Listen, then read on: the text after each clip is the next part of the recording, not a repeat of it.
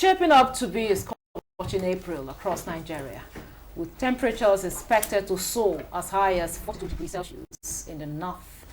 The Nigerian Meteorological Agency, NIMET, warns of intense heat nationwide, with heightened risk of heat exhaustion, heat stroke, and even disease outbreaks in certain regions. Tonight, we break down what this means for you and how to stay safe, what to expect, and the potential impact on the environment, health, and daily life. Thanks for joining us on Nigeria Today. I am Ikaria Clinton.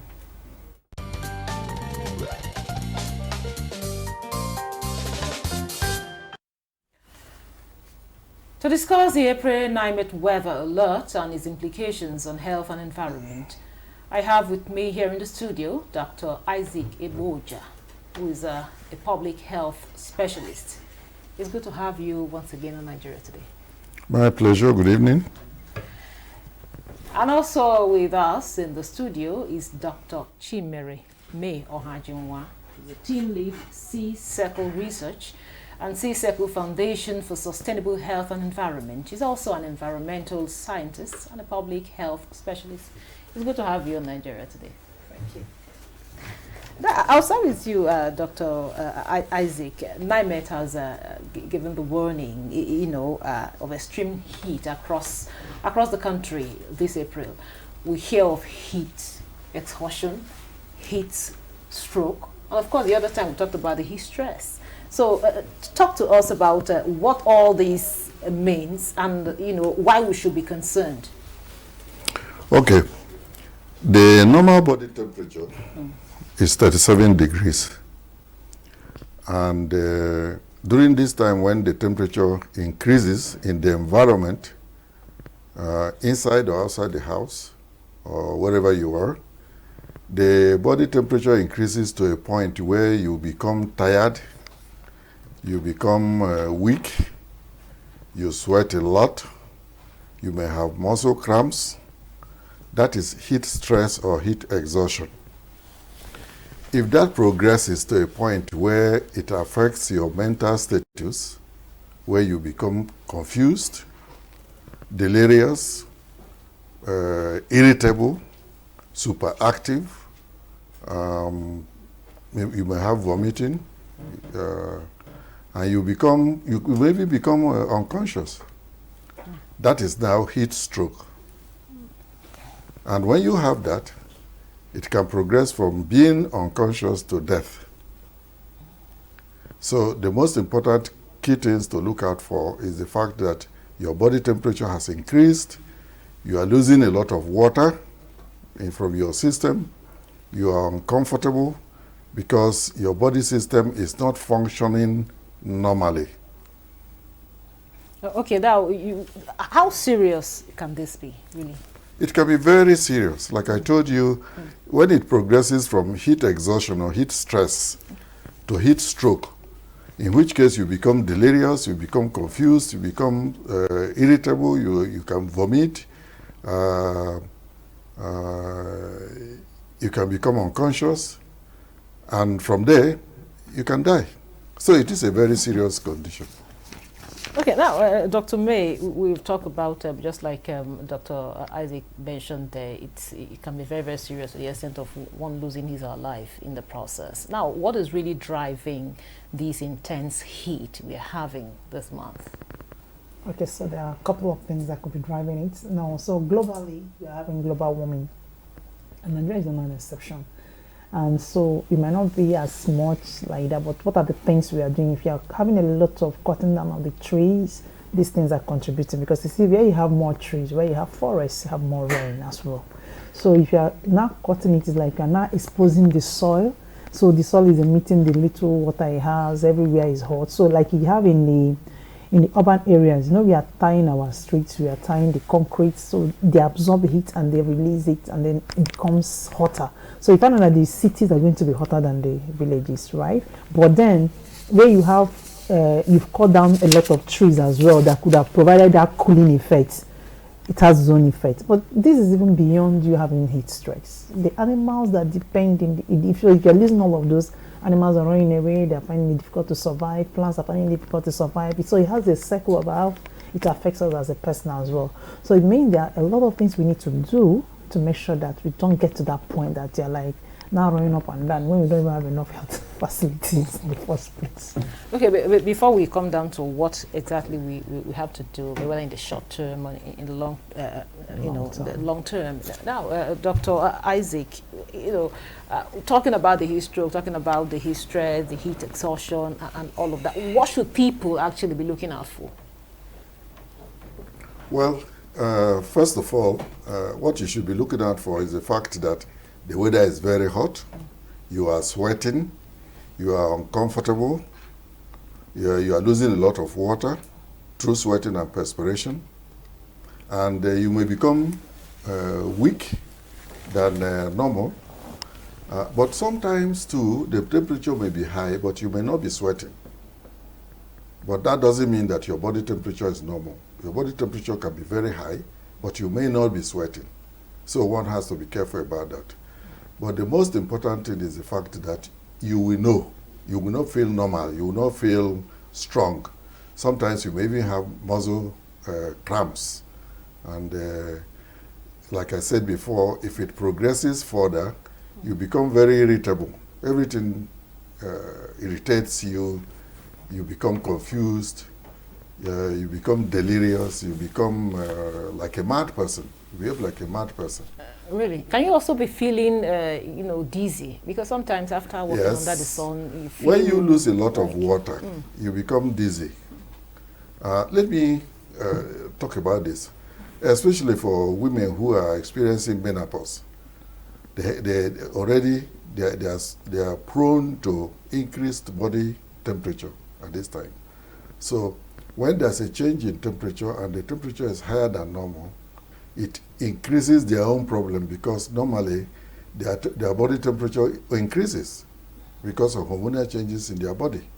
So, and people who also have thyroid problem, you see people with goiter and so on, they have that kind of problem too. People who are diabetic also have that kind of problem. So people who have suppressed immune system could have problem too. So all these factors can contribute to why somebody's body temperature can increase and why the person can get sick and can progress to a point where death can result. Okay, well, how can we really address some of these issues? Yeah, okay. On the physical side, make sure that you stay in a cool area, in a cool room or in a cool environment. If there's an air condition, better, so that you stay in an air-conditioned room. But you don't expect everybody to have air condition. But whatever you do and wherever you are, make sure that there's ventilation, that air is circulating around you. That's very important. 2, wear very light clothes, like the one I'm wearing, very light. Clothes that will reflect light, that will not allow light to be absorbed, heat to be absorbed for your body to have increased temperature. That's very important. Drink plenty of water. Plenty of water. Plenty of fluids generally, including juice, fruit juice and so on. But water is the best. Drink plenty of water. And of course, eat fruits like watermelon, like cucumber, or any other fruits that you can find. Fruits generally contain some water, so they're good for you. Okay, now, Dr. May, earlier on you said you wanted to say something about what can be done in the short term. But before that, according to NIMET's warning, it says the North Central, the core North and all of that will be having, intense heat. What could be, like I know you've mentioned, is there a kind of, climate change, pattern that is at play here? That is really, driving this much of heat in these areas? Yeah, there is to an extent, but also they are both natural and the one that we caused ourselves. May probably even be this high if we had enough trees around. Like doctor was talking about drinking water. Drinking water is also important. If you don't have any need to go out, don't go outside. So that you can prevent yourself from having access, being exposed to so much heat, so if you need to take your bath more regularly, you take your bath more and just pour water on yourself, and that'll be fine. Drink a lot of water, keep water by your bedside, so that in case you just wake up and you want to drink water, just quickly drink the water. Yes, it is, like I said, you're just having global warming, but also there are a lot of things that we are doing that we shouldn't have been doing, that probably the effects shouldn't have been this much on our side. So like what NIMET is saying is like a record breaking temperature. We're going to be expecting 42 degrees, which is high. So what are we supposed to be doing now? All the things you already mentioned, to take care of your children, make sure they're drinking water. The elderly people at home, make sure they have access to water. There's water around. If they need to just pour water on your body, just pour water on your body, drink water. Don't go outside if you don't need to. Don't reduce too much exercise if you know you're not taking enough water. Wearing light clothes, all the things you mentioned, have fun around so that you can just cool yourself. So that's one of the reasons why they are promoting planting of trees, because where you have trees, it's going to be cooler. It's taking away the heat, and it's going to be cooler around. So if you are planting a lot of trees, you see the impact is, the benefits is not that you are reaping the benefit, because you just be under the tree enjoying the oxygen, and cooling, taking off the distance. So this hand fan is going to be useful now for people that, like you mentioned earlier. So yes, it is part of it, but also the things that we are also not taking care of our environment, like that awareness. So the awareness is one of the things we are doing right now, trying to make sure that people understand this is important, that we plant these trees because of the impacts. Like I said earlier, it's not just humans. We're not talking about animals. We're not talking about the plants. We're talking about the soil is just a different ecosystem on its own. There are a lot of animals that depend on this soil, and it's been exposed to sun. So what happens? By the time we are done with it, are we going to have food to eat? Because we have to eat. Because it has the effect on soil fertility to be able to produce enough quality food and yield more. And Dr. May, there's something I've also noticed. I noticed like the grasses, a lot of them are kind of brown. We don't have green grasses. Yeah, because it's not raining now. It's not raining. If it's raining, if it starts with like I'm asking. I'm not a farmer.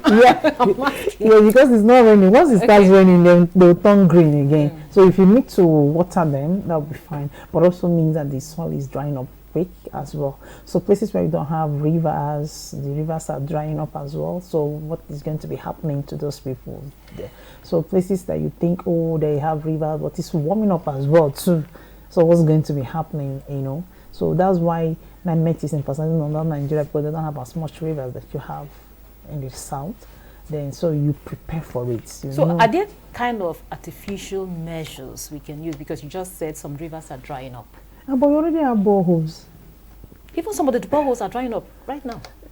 I know of a neighbor, their borehole is like dried right now. They can't even get water. It depends on, there are so many factors that could contribute to that. So what was it like, the depths, of course, groundwater is drying up, but also that's why there's the importance of rain, right? Because the rain replenishes the groundwater, and so you can have access to water. So that could be a couple of other issues that actually caused that one that dried up. What happened actually? So if you need to do irrigation to produce our food, if you need to, but this what now is very important, because that awareness is important, that the farmers prepare themselves, the people prepare themselves, and you don't allow your children play unnecessarily. They don't have access to water, or you leave your grandmother in the village, no water, no. Okay, so talking about the children and the elderly, yes. Elderly, are there some age bracket that special attention should be paid this period? Yes, people of extreme ages, babies are more prone because their bodies are small, their organs are still developing. Even for adults, our brains, our kidneys, our skin, our heart don't like excessive temperature, especially the brain. So you think of babies with very fragile bodies and organs that are still developing. So special care should be taken of them. And people that are very old, the elderly, also, they are frail. Many of them have chronic problems like diabetes, hypertension, cancer, and so on and so forth. You have to look after them very well. Make sure that they are well hydrated, they are well fed, and that they take their medications too. Very important. If you are not taking your medication and you become dehydrated, then you've multiplied your problem. If you are not eating well and you are weak, you multiplied your problem. So make sure they eat a lot of fruits, a lot of vegetables, things that contain vitamin for them to get some strength and to build their immune system too. No, okay, talking about the food, are there some kinds of food that one should avoid this period? Really? Well, generally we don't encourage alcohol, for example. And if you take alcohol when the weather is hot like this, you become very dehydrated. I've mentioned this before. Whether it is beer or whatever form of alcohol, alcohol generally is bad for the body. But apart from that, it causes dehydration, especially beer. And I mentioned this before, that when people go, like if you go to the parks now, there are a lot of people there, they open a bottle of beer that is very cold, chilled, and they drink it. And they think that they are hydrating or rehydrating. No, it is not true. One, it is a diuretic. They are going to be urinating more, so they are losing more water. Two, generally when you take alcohol, you lose more water. So whether for general health or for the temporary time that you are there or you are eating, alcohol is not good for you. What about smoking? Because a lot of persons, you see them even in this heat. Well, fortunately, in Nigeria, we don't see many people smoking like they used to do anymore, which is very nice. But we would want everybody to stop smoking. And for those who are addicted to a point where they don't want to stop, of course, if there is heat already and you are generating more heat around you by smoking, you are increasing your problem. You are inhaling the smoke. And of course, you are damaging your lungs, which is not good for you. Let me come back also to babies. Mothers that are breastfeeding must make sure that the babies are well breastfed, and they themselves, the mothers themselves, should eat very well, drink plenty of water, take other juices, other fluids like juice, cucumber, watermelon, whatever fruit they can find, let them eat. And let them eat well and be well nourished so that they can take care of their babies. Now, Dr. May, of course, there's rainfall. Rainfall is expected in the south. Could this come as a relief, or does it pose its own challenge? So it depends, right?